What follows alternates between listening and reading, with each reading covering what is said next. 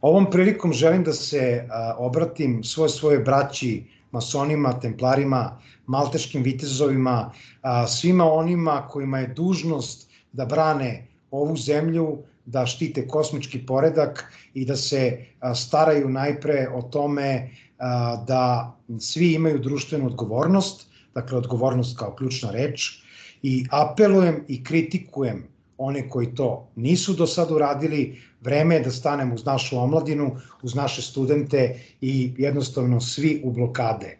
Treba da smo u prvim redovima i treba da nas je negde sramota od tih mladih ljudi što nismo uz njih, jer naša je dužnost da branimo našu otadžbinu i da branimo kosmički poredak. Rekao sam.